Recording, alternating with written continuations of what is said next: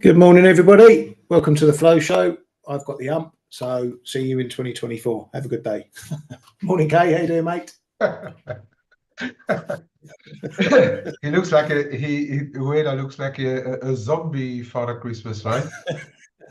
Yes. Oh my God. So like Day of the Dead. One of those guys. Christmas. He's very strange. Good morning, Ryan. Good morning, everybody.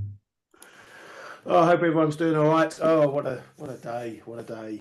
Trading always throws up surprises. That's what makes this industry so interesting. Right, let's save all the good stuff to last. We'll save that Mr. Ueda till last, I think.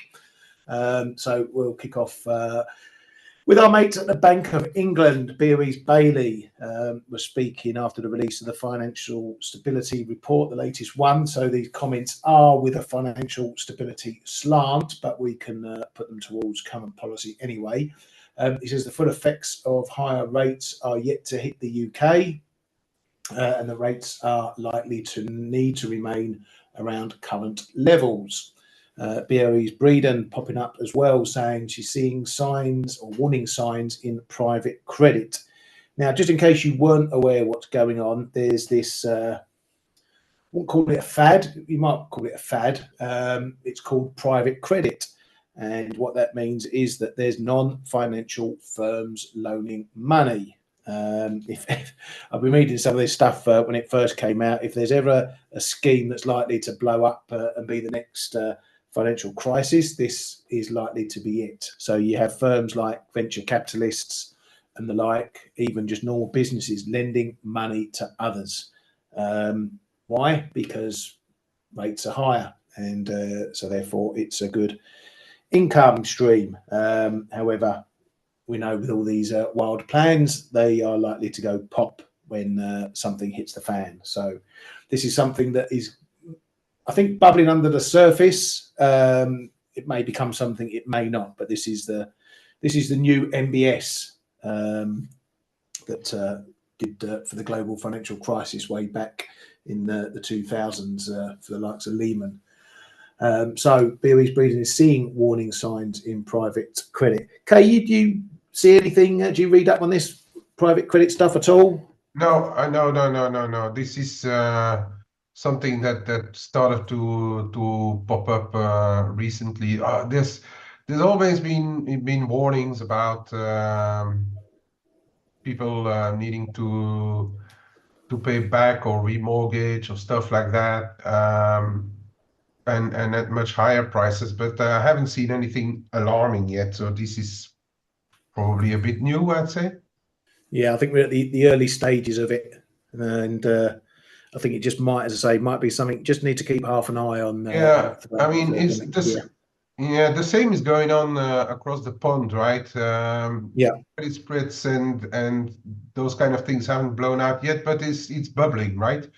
And if but we don't have something, at least not as huge as QE QT was never as huge here, but there seems to be some early signs that QT is starting to eat very much into the reserves, and across the pond as well. Something may be a little I mean, starting to bubble, as you say.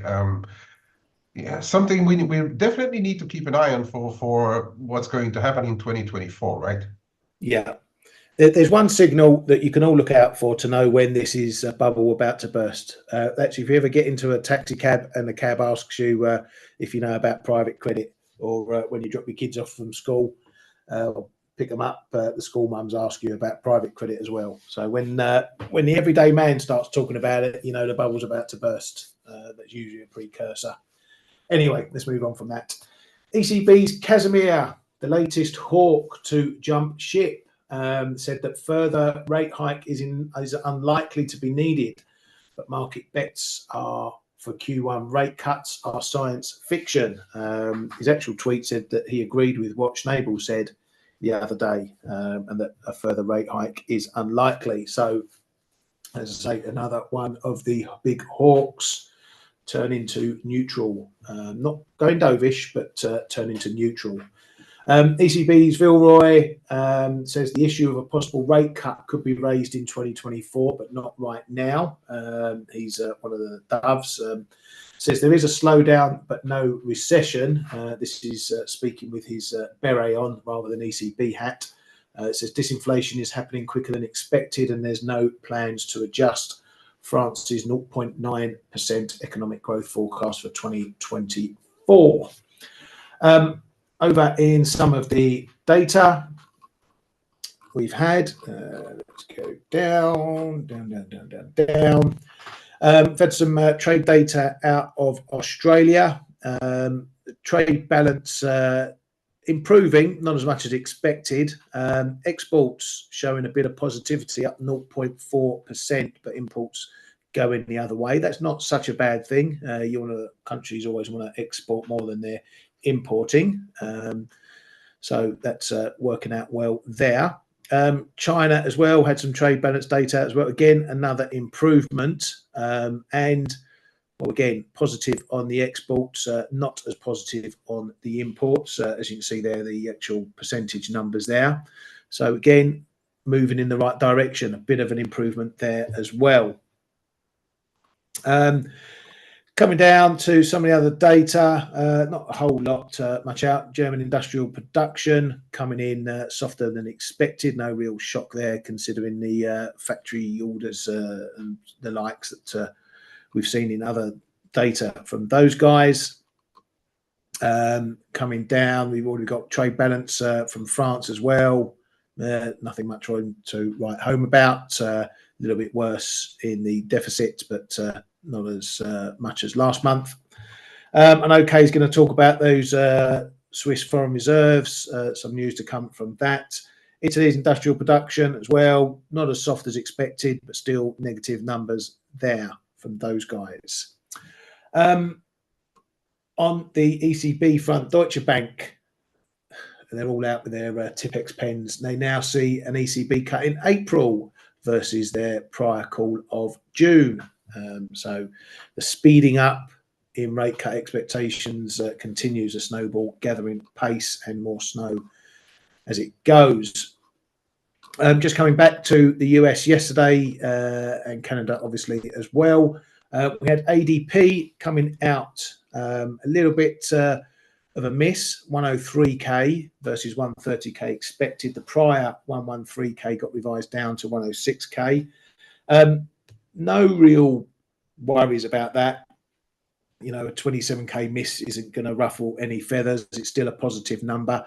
These ADPs have been coming in a bit on the low side, towards the low 100s, rather than any strong, but no real big shocks coming from that. So the market pretty much brushed over it.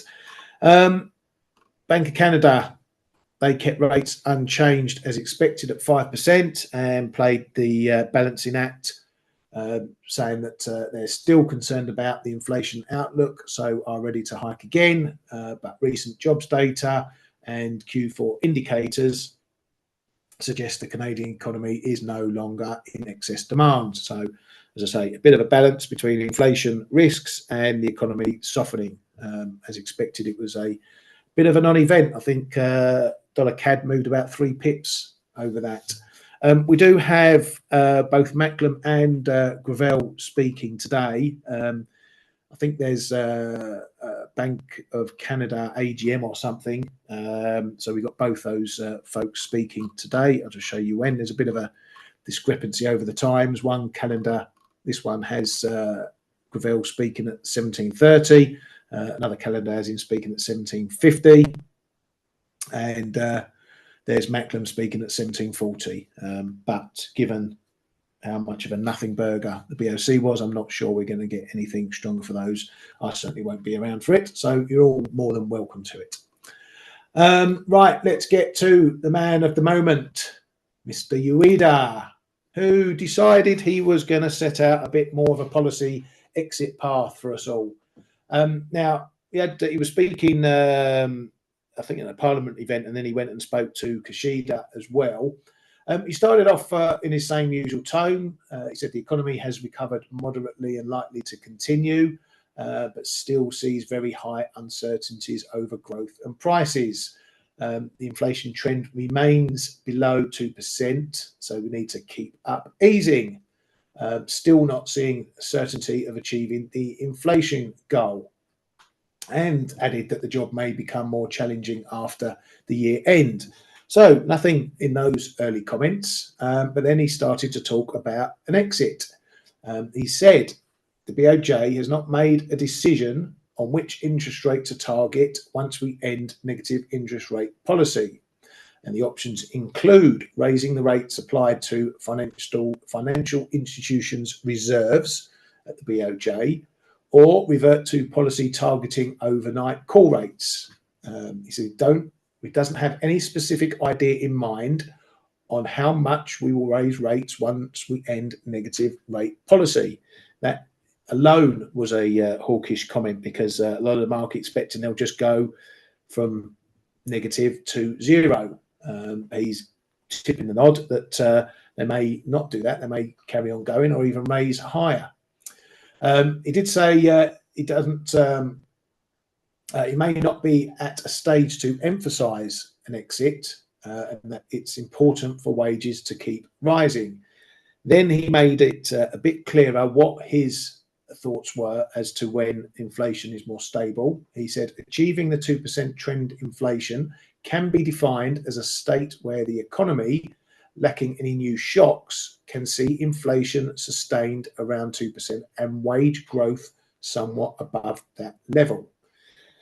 So pretty much he's put in greater detail the exit path and the changes that they may make. Now, this has come obviously at a moment, as we've been saying, where everything to do with the Bank of Japan has moved out of the market's gaze. Everyone's looking towards these wage hikes, not expecting anything for the BOJ meeting on the 19th. And everyone was looking at everything else, and dollar yen and yen trades in general were not doing an awful lot. So this has caught the market on the hop. It's seen us doing a big repricing now of Bank of Japan expectations. It's ramped up expectations for the December meeting as well now. I don't think we're going to get anything at this December meeting. We know that everything is to do with 2024. But that's not going to stop the market getting expectant about it. So here we are, dollar yen, taking a bath. It's gone through, carved through all the levels. It's carved through the big 145 level, which is a big level historically. This goes back to the 80s and 90s. I won't show you on this chart, but it was a big level on the way up when we first started coming up in the 2022 rally. Then it was support, and then it broke, and then it was resistance again in the 2023 rally, and you get the picture. We stopped there for about 5 minutes this morning, a bit longer than that, I think about an hour, before finally breaking it. So this is a big shift from the Bank of Japan, Kay. I think a lot of us are kicking ourselves. I mean, I've been itching to get short, but wanted to hold off, maybe get over the Fed, a rally over the Fed and the BOJ. But have we missed the boat? Good question. Yesterday and the day before I was saying it's a bit strange. The market didn't react at all, because I thought Himino was already a bit hawkish. That study from the Bank of Japan that came out on Monday or Tuesday was also a bit of I wouldn't say a red flag, but raising my antenna. And I was actually waiting for 148, as I also said on the F.A.C.E show yesterday, to see if there was anything to do, and then we wake up this morning and it's 200 points lower. So that was a bit of a wake up call. Again, my base case is also for no change on the 19th. That we're still in the slow pace, but definitely some short yen positions have been woken up and shaken out on those comments, because this is yet another step. And as we've been saying, it's going to go in steps, going to go very gradual. This is yet another step. Now, whether we're completely done with yen weakness, I'm not sure. But the thing is now that in line with what's been going on in changes for expectations for all the major central banks, now some Japanese analysts are starting to put a 45% weight in even in the December meeting. It's 45%, still below 50. But and you know how I don't like to talk about those percentages. But anyway, they're putting a certain weight even on this December meeting being live. Again, base case not yet, but and before any meeting now, we are going to see this kind of speculation or more people getting out of long-term positions. You know, I mean, if you look at it really in the broader sense of the moves, going back to even when it all started 2 years ago, we are still only at 23.6% or not even 38% retracements, even from the 127 in the early stages of the when Ueda came on board, and after the last meeting of Kuroda, we're turning around that 38% now, around one, or is it, yeah, around 144 or so, 44.60. So it's still in retracement territory if you look at it technically, but obviously something is changing, and as we've already been saying, the rest of the world is not going to accelerate anymore, but Japan is possibly going out and likely going out of their negative interest rate policy. And him saying that they won't stop at the 0 point should not, in theory, be too much of news. I mean, if you start to normalize, you're not going to stop at 0, right? Yeah. But we can't deny the fact that there still must be a lot of long-term short yen positions who start to feel the pinch. You know, the pinch is a big word, but they will say, like, why would I stay short yen if next year there is a possibility that I may find levels, I don't know, 10% better to step in again. So they're moving out of positions, and the positions are large because it is your biggest carry trade, right? Yeah. Still in the markets. So that's that's really another leg, as we've seen some other legs, you know, in the past months. Whenever there is a hint, the market goes all bananas, and then we see. Yeah, I mean, that's the only thing I can say right now. Has it completely turned, and is dollar yen going down to 142 or even below 140? It's just too early to call, I reckon. If the dollar yields and euro yields continue to plunge, yeah, probably. If it all stands here, then I still think there is a possibility that we are getting into the 19. They don't give too much, and we're trading back around 148, just to name dollar yen, you know. But there is definitely something changed on and if you look at it on the technicals, broken. Like, for instance, euro yen is in breakdown territory, clearly breakdown territory. So that one is now breaking down. Of course, there's going to be levels, but it is breaking down. This is a sharp move from those 160s. You know, we're already 8 big figures lower there as well. Yeah, exactly. And I think I wouldn't say it's an overreaction. It's at the moment it's the path of least resistance. You know, these yen pairs were already coming down before Ueda spoke. You know, we know because the market getting dovish on the Fed, so dollar yen's naturally getting it. Then the market switched to getting dovish everyone else, so all the other yen crosses are getting it. So now the BOJ throwing out a hawkish take bomb. It's the path of least resistance at the moment. So that's why it's been pretty easy carving through the levels, because anyone who, like Kay was saying, who was short yen up here was thinking, okay, right, we've had some moves over the other central banks. Okay, now the Bank of Japan's throwing their hat in it.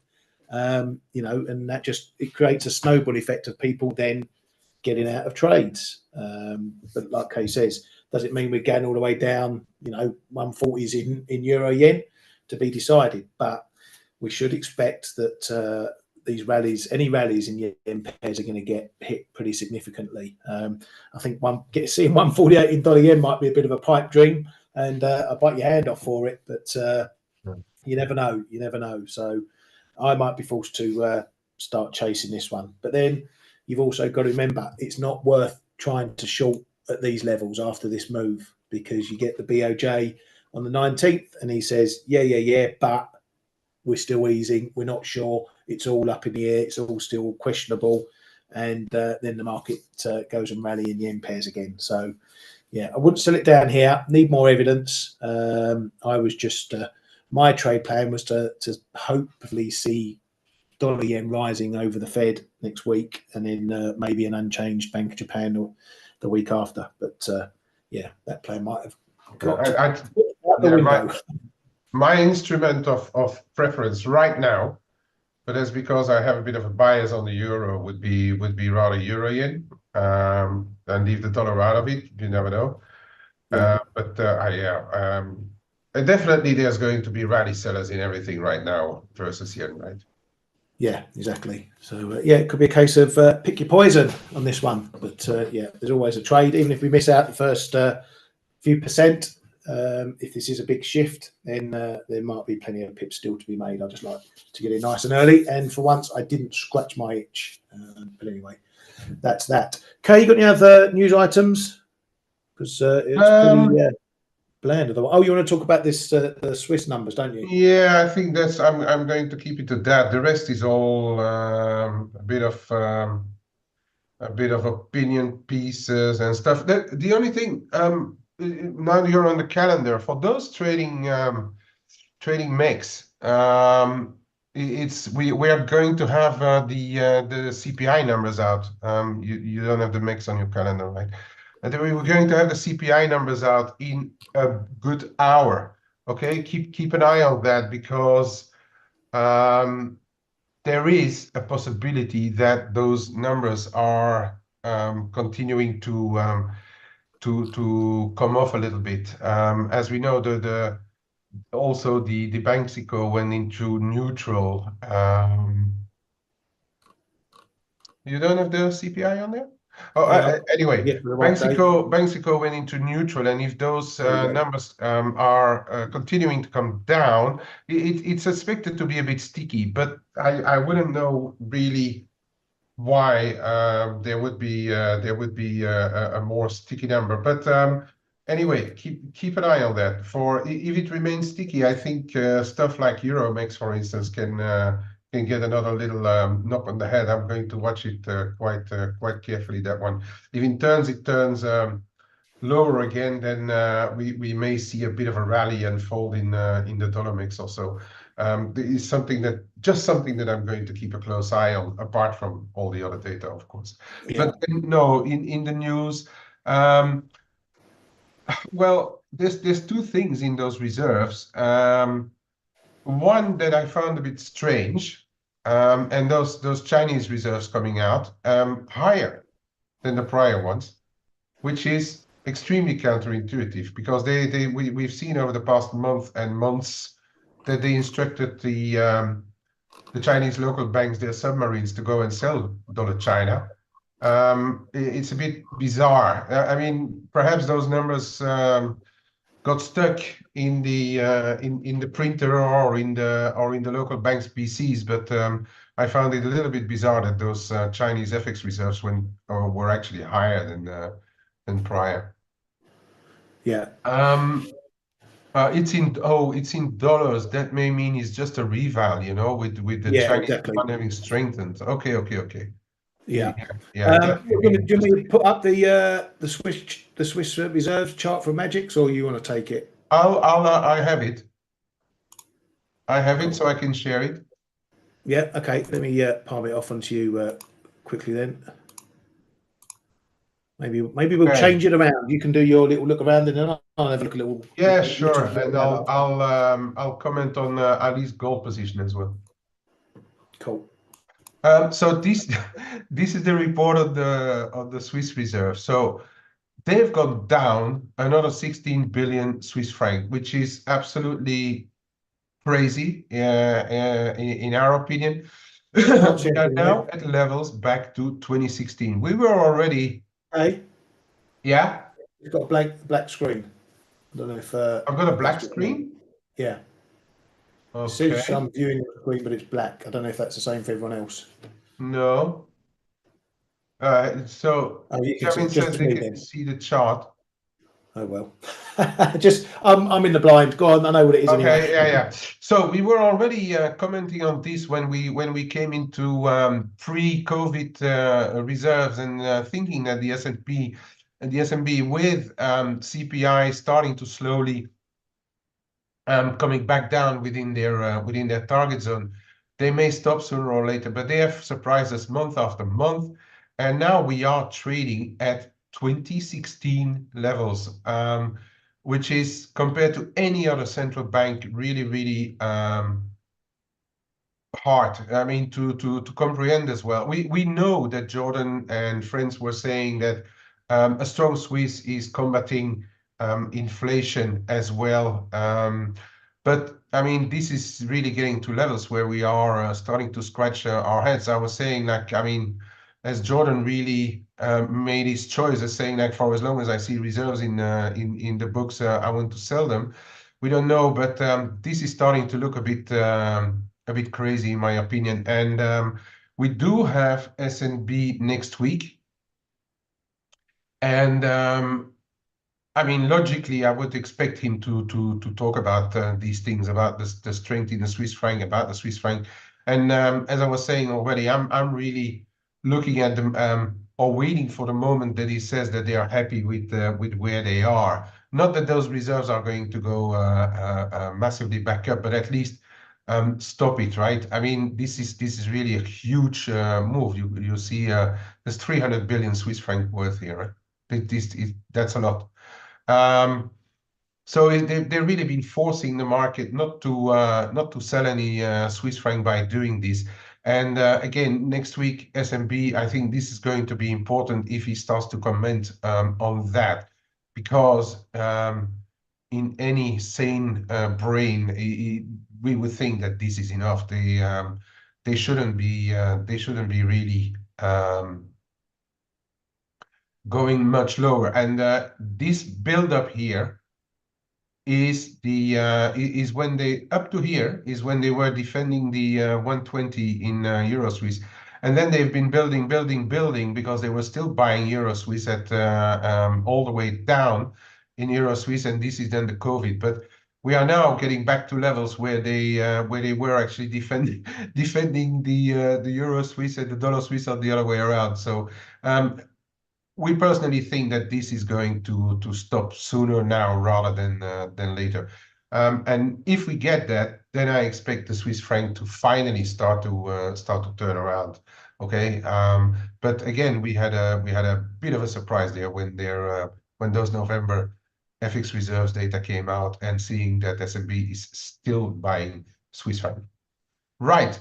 I'm going to have a quick look at the currencies, and I'm going first of all to go to Ali. Ali, you're short gold. Right. First of all, I think the support here is big enough. So you're already taking profit around 2025. Okay. I mean that makes sense. Your stop also, it's a very short-term position, because $3-4 in gold is really quickly done. But your sorry, your short-term makes a bit of sense, because I was looking at this morning, and if you look at the 4-hour cloud and then looking left, it also has played a role in the past. This 4-hour cloud, whether we get closes inside or not, and it's coming in around 2034.5 now.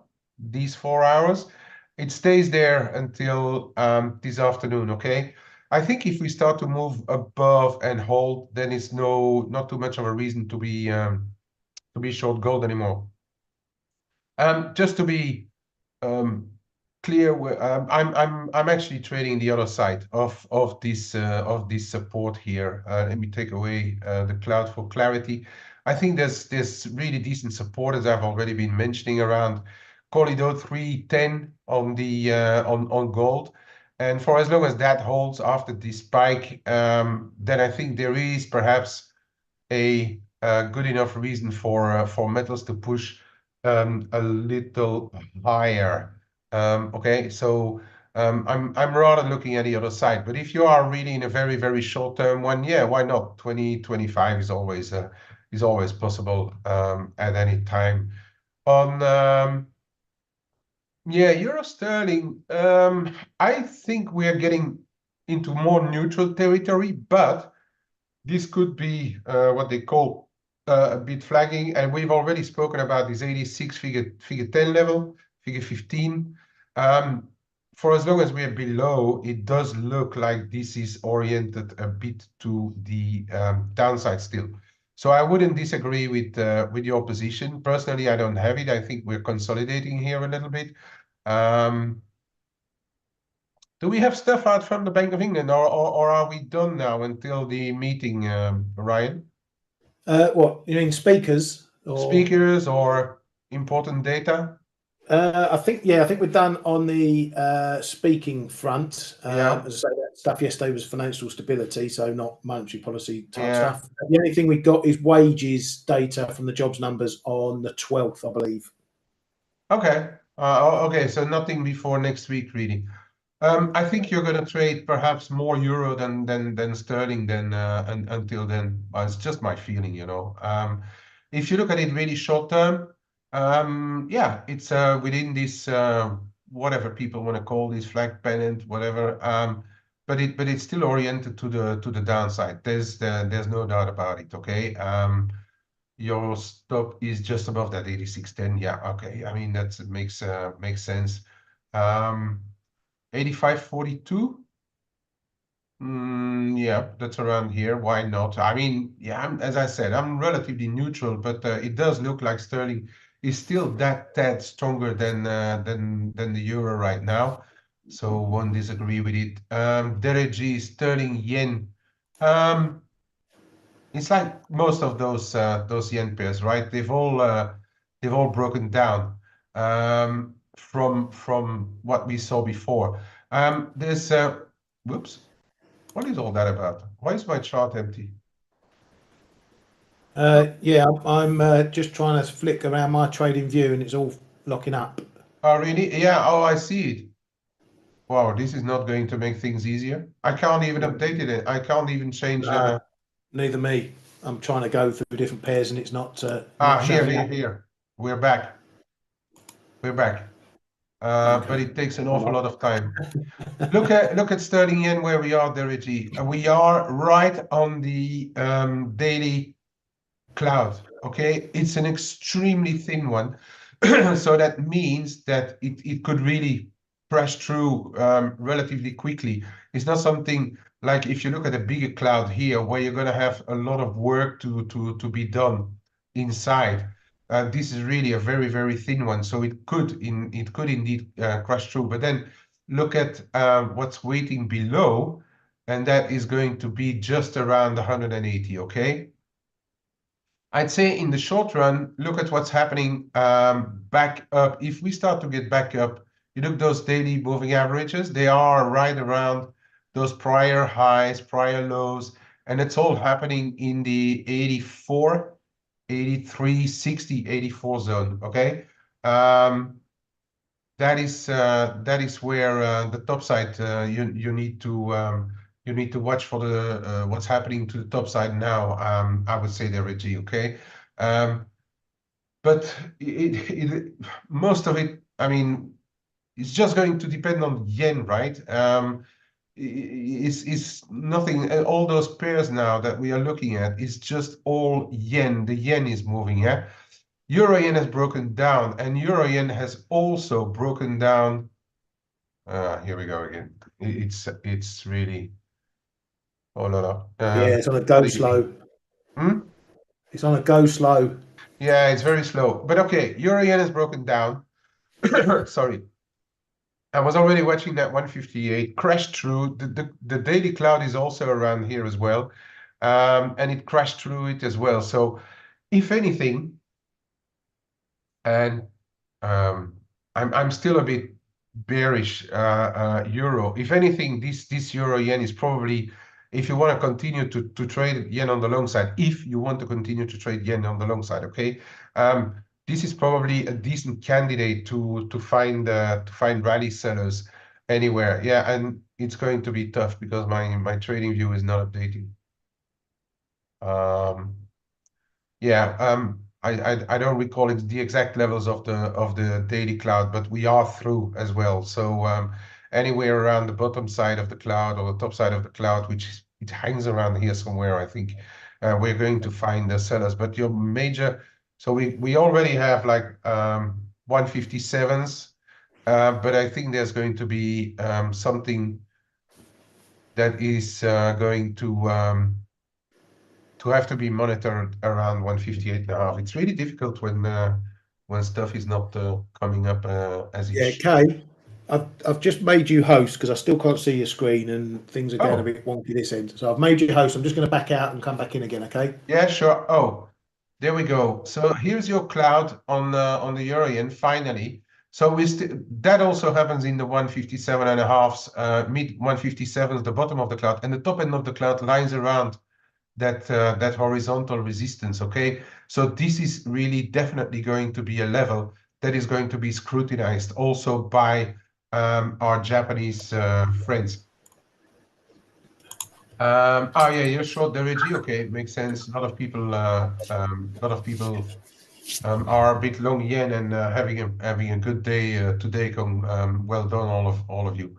Um, I'm just gonna go quickly back. Yeah, it's the same in all the yen process, right? Aussie yen broken down, and the Kiwi yen is one, of course, where we need to keep an eye on because we've been breaking and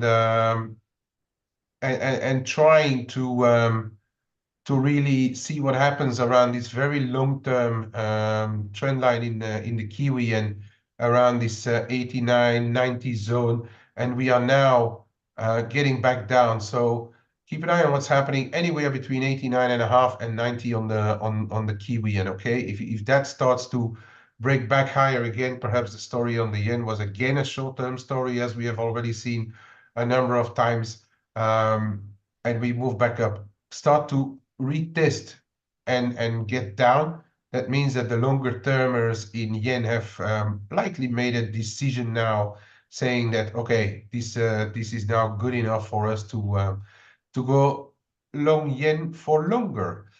Right. I just want to go quickly back onto the euro dollar. So the euro dollar, as I was showing this zone here, 107, sorry, 35 to 107.70, 65.70.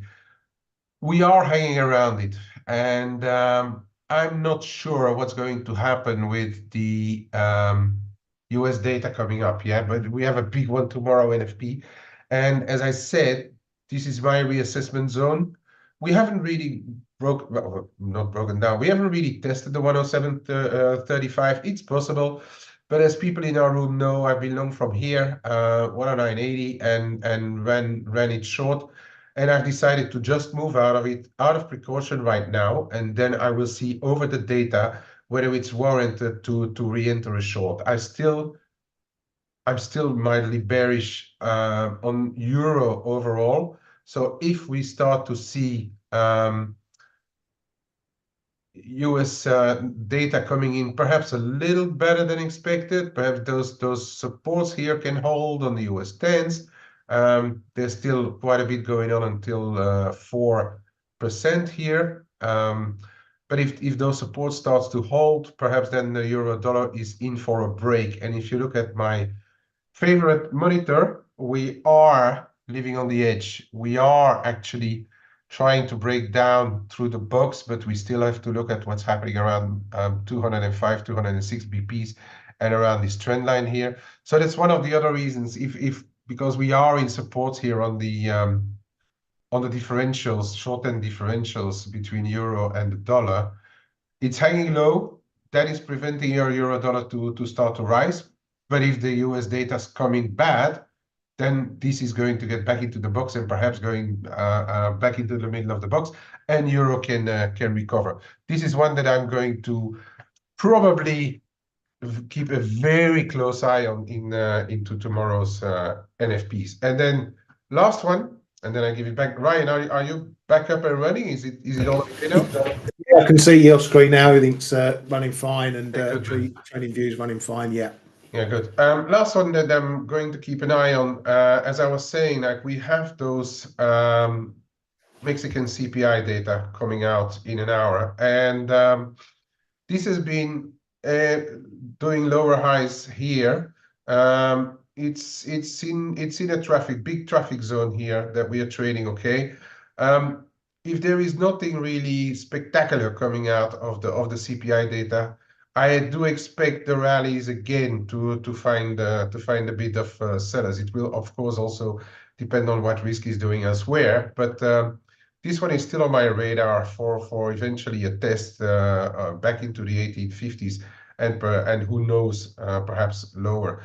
If we start to get back down, then we get back into this channel, and somewhere is still in my mind that this is really possible to happen. But for that, we have to see those Mexican data keep up. And that's it for me, Ryan. I'm handing it over back to you, because perhaps you want to share a couple of other things. Yeah, I'll just have a look at a couple of things. Thanks, mate. I don't know if you got, did you get Aussie dollar? No, I'm pretty pissed off with the Aussie, so no, I didn't. Yeah, there's lots to be pissed off about today, mate. Right, can you see my screen okay, first and foremost? Yeah, all good. Good. Yeah, just back to Ali. I saw you took a bit of partials in the 85.50s. That's sensible. If this was me, if you get a break of 85.50 as been pointing out on the last couple of shows, we're probably going to head a lot lower. So you might want to consider that with your final TP. Now you've taken some off, maybe think about if you do break this 50 area, you might get a bit more than your final TP. So give that a little bit of a consideration. You know, as you know, I like to push a trade that's going the right way as far as possible. But you're trading, Ali, so you know what to do best for yourself, mate. But I just thought I'd throw you that. Yeah, Aussie dollar. Can I ask a question, Ali? Are you trading anything else than spot FX? What is that level that you got in euro sterling there? Are you trading futures, or are you trading something bizarre? Just a question that I have on the level where you took profit. Yeah, go on. Yeah, I'll click on. Yeah, it's trading Forex only. Well, that's bizarre, because my low is 55 on the euro sterling today. Oh, we're playing guess the lower. Wait, let me check mine.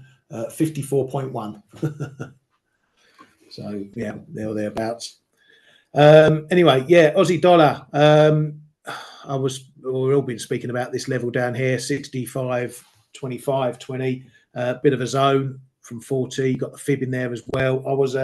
I had my fishing rod out yesterday, but I packed it away last night. I wasn't going to leave any orders in. It was trading just under 50 at the time last night, and yeah, I don't, these sort of scalp trades off the levels, I don't like to leave orders in overnight when I'm not in control of it. So I thought I'd see what happens in the morning, but it's hit the level. It went through the 40s. It's hit the fib, ducked under, hit the 25, and then boom, it's bounced from there. So I'm going to be careful if we get another quick test down here. This was the move I was looking for, and a lot of people in our room were looking for as well. It's that first initial test of a big level and a decent reaction, you know, 30, 40, 50 odd pips off of that.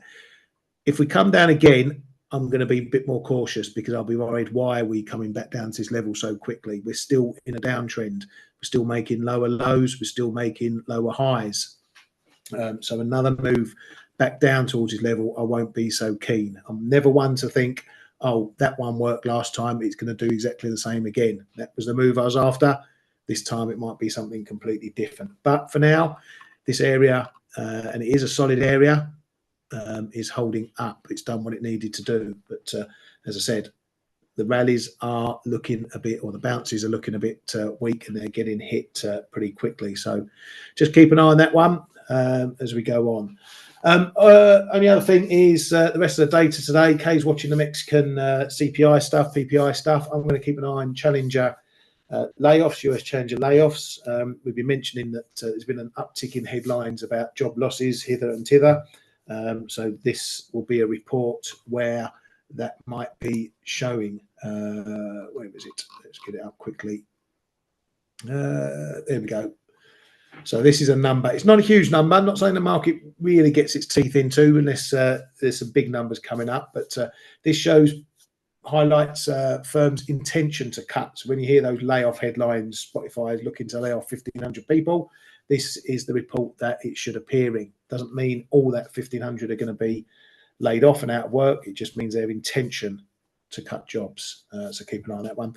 And then obviously jobless claims. This will have no bearing on the NFP because it's last week's data. It's not during the survey period when the NFP was coming. But if we get a move higher in those continued claims, it will get the market a bit more worried about the job situation like it did for the JOLTS.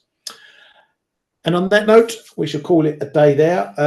You will be getting a special guest tomorrow, the Wizard of Waves. Our man, Gregor Horvat from ForexAnalytix is going to come on for some updates because I'm off. I'm doing my last minute Christmas shopping and taking the wife to lunch. So while the kids are in school, we're going to be running around. So I will leave you in both their Gregor's and Kay's capable hands.